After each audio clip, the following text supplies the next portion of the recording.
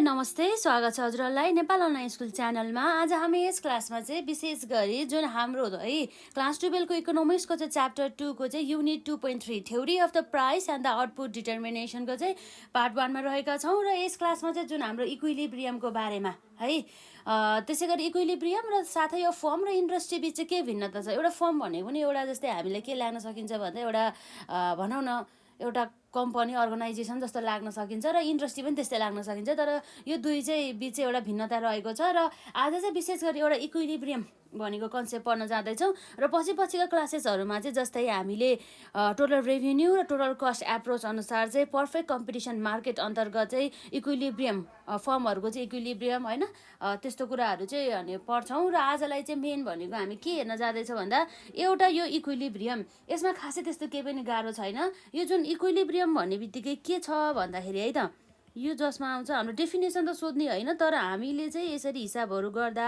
कहिलेकाहीँ अब हाम्रो जस्तै हामीले इक्विलिब्रियम अफ द फर्महरू होइन equilibrium of the form under the total revenue total cost approach in perfect competition र अन्य जुन मार्केट स्ट्रक्चरमा हुन सकिन्छ त्यसको बारेमा हामीलाई जुन कर्भहरू बनाउँदाखेरि चाहिँ आउनुपर्ने हुन्छ है त।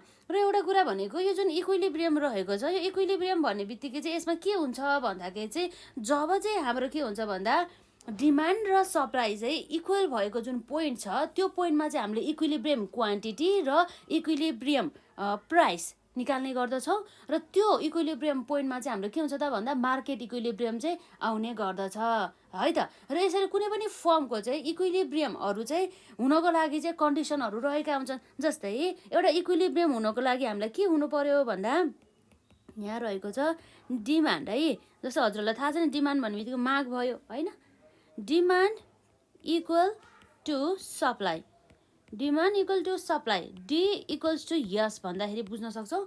यस्तो भएको कन्डिसनमा चाहिँ हामीले इक्विलिब्रियम भएको भन्न मान्न सक्छौँ भनेदेखि नर्मली लगभग एउटा कन्डिसन भयो भनेदेखि अब जस्तै हामी यहाँ इक्विलिब्रियम अफ फर्मकै भनेर कुरा गरौँ न, यहाँ फर्मकै हो मेन भनेको। र त्यसपछि अर्को कन्डिसन हुनको लागि चाहिँ अर्को कन्डिसन के फुलफिल हुनुपर्छ भन्दा जसमा चाहिँ marginal revenue equals to marginal cost. अब हामीले चाहिँ यत्रो यो जुन च्याप्टर 2 को चाहिँ युनिट हामीले 3 सम्म आउँदाखेरि चाहिँ के बुझ्नुपर्छ भन्दा चाहिँ मार्जिनल रेभिन्यू भनेको के हो, मार्जिनल कस्ट भनेको के हो, डिमान्ड भनेको के हो, सप्लाई भनेको के हो भन्ने चाहिँ बेसिक कन्सेप्टहरू चाहिँ थाहा हुनुपर्ने हुन्छ है। अहिले चाहिँ मैले भनिनँ, जस्तै एमआर भनेको मार्जिनल रेभिन्यू भइहाल्यो, मार्जिनल कस्ट सीमान्त आयो र सीमान्त लागत चाहिँ के हुनुपर्छ त बराबर हुनुपर्छ भन्ने कुरा भयो। यसरी चाहिँ यो दुईवटा कन्डिसन अन्तर्गत चाहिँ हाम्रो फर्म चाहिँ के हुन्छ त इक्विलिब्रियम हुनुपर्ने गर्दछ। अर्थात् condition for the equilibrium of the firm भनेर सर्ट क्वेसनमा एक्जाममा सोध्यो भनेदेखि हामीले के लेख्नुपर्छ भन्दा चाहिँ there should be demand equal to supply अर्थात् डी इक्वल टु यस, र अर्को भनेको चाहिँ marginal revenue equal to marginal cost MR equal to MC भनेर चाहिँ यसरी हामीले लेख्न पर्ने हुन्छ है त। र अरू अन्य कुराहरू त्यो डिफ्रेन्ट मार्केट स्ट्रक्चर अनुसार हाम्रो फरक हुने गर्छ डिफ्रेन्ट एप्रोचमा, त्यो चाहिँ हामी बिस्तारै पढौँला। र यसरी भयो यो जुन हाम्रो कन्डिसनको कुरा आउँछ भनेदेखि अब इक्विलिब्रियमको बारेमा धेरै डिस्कस नगरौँ, यति भयो भने चाहिँ भयो। र अर्को भनेको चाहिँ जुन हाम्रो एउटा फर्म, यो एउटा फर्म रहेको छ र एउटा हाम्रो के छ इन्डस्ट्री रहेको छ। के यो फर्म र इन्डस्ट्री एउटै हुन् त भन्दा होइनन्।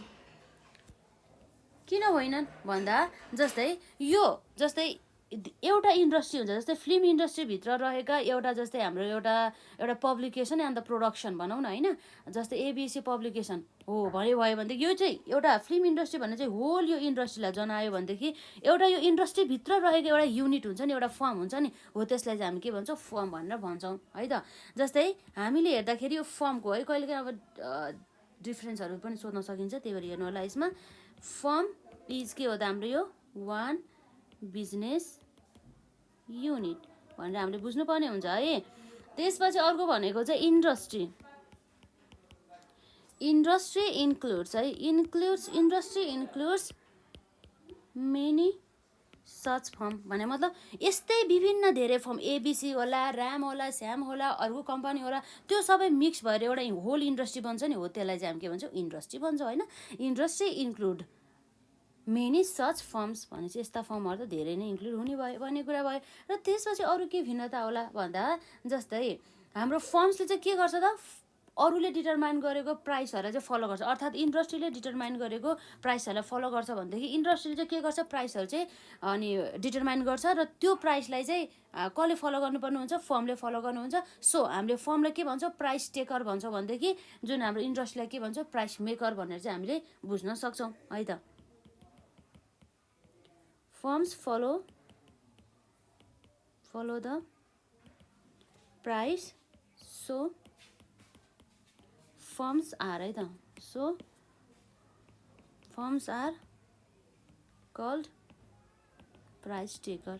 प्राइस टेकर भन्ने बित्तिकै हजुरले बुझ्नुभयो होला, अरूले जुन डिटरमाइन गरेको प्राइस, अरूले फिक्स गरेको प्राइसलाई चाहिँ लिने, त्यसमा चाहिँ कारोबार गर्ने भनेर चाहिँ बुझ्न सक्छ है त। र अर्को कुरा भनेको जस्तै यहाँ छ हाम्रो इन्डस्ट्री है त, इन्डस्ट्री डिटरमाइन्स द, हाम्रो के हो त, डिटरमाइन्स द प्राइस, सो हाम्रो यसलाई के भन्छ, it is called price maker. Price चाहिँ उसले के गर्ने भयो त, बनाउने भयो भन्ने कुरा हुन्छ है। त्यसपछि अरू के होला त भन्दा जसमा चाहिँ हाम्रो होरिजेन्टल हुने गर्छ। के होरिजेन्टल हुने गर्दछ भन्दा जुन हाम्रो पर्फेक्ट कम्पिटिसन मार्केट अन्तर्गत चाहिँ जुन फर्महरूको डिमान्ड कर्भ चाहिँ कस्तो हुन्छ त, होरिजेन्टल हुन्छ। अब कस्तो हुन्छ के हुन्छ भनेर हामी नेक्स्ट क्लासमा गरौँला है त। जस्तै यहाँ छ the demand curve of a firm in perfect competition है त। इन पर्फेक्ट कम्पिटिसन इज के हो त हाम्रो होरिजोन्टल। र त्यसै गरी अर्को हाम्रो के छ त भन्दा the demand curve of an industry is के छ त हाम्रो डाउनवार्ड है। के छ त हाम्रो डाउनवार्ड।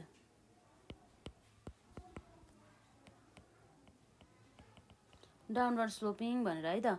त्यसपछि अर्को भनेको चाहिँ हाम्रो के छ भन्दा हाम्रो equilibrium point of the form चाहिँ हामीले कता चाहिँ डिटरमाइन गर्छौँ भन्दा जसमा चाहिँ हामीले marginal revenue equal to marginal cost भएको ठाउँमा भनेर है। र त्यसै गरी हाम्रो एउटा इन्डस्ट्रीको चाहिँ भन्नुपर्दा पुरै ओभरअल इन्डस्ट्रीको चाहिँ जुन इक्विलिब्रियम पत्ता लगाउनको लागि त्यसमा चाहिँ डिमान्ड र सप्लाई हुने गर्दछ भन्ने कुरा। हुन चाहिँ यो बोथ कन्डिसन नै हो होइन, तर हामीले इन्डिभिजुअली हेर्दा चाहिँ यसरी हेर्न सक्छौँ। खासै केही त गाह्रो छैन नि है। The equilibrium point of a firm is determined by कसरी त marginal revenue equals to marginal cost है। सबैले याद गर्नु होला, पछि हामीलाई फेरि थ्योरिटिकल बुझिसकेपछि हामीलाई जुन कर्भहरू बनाउनको लागि न्युमेरिकलहरू गर्नको लागि सजिलो हुन्छ है त। त्यसै गरी इक्वालिटी